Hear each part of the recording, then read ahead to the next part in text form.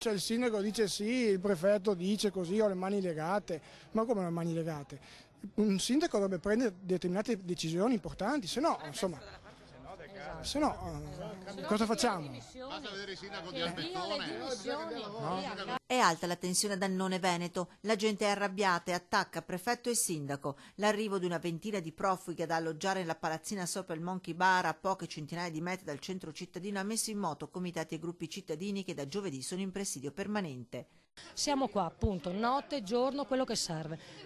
Però esigo che il sindaco venga qui e stia qui in mezzo a noi, perché non siamo gente di seconda classe. Il sindaco di Annone, Ada Toffolon, replica gli attacchi e chiarisce la posizione del comune. Quando noi abbiamo saputo che c'era la disponibilità di un privato a mettere a disposizione degli alloggi e anche un certo numero di alloggi, ci siamo subito espressi in forma contraria a questo.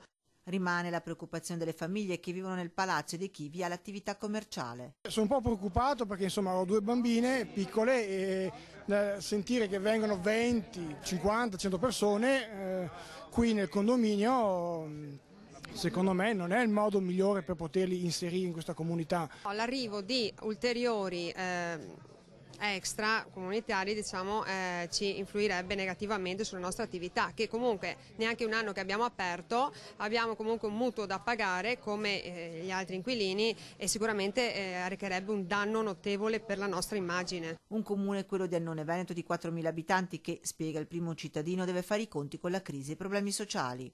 Annone Veneto è un paese che ha più di 400 disoccupati, su 4.000 abitanti sono tanti, che ha un 15% di immigrati e questo è un dato che da un punto di vista della convivenza sociale ha la sua importanza. Intanto la protesta continua a montare contro il privato che ha dato gli alloggi e contro il governo. Perché non si spiega questa scelta che ha avuto lui così, a discapito di gente che non sono i suoi conterranei?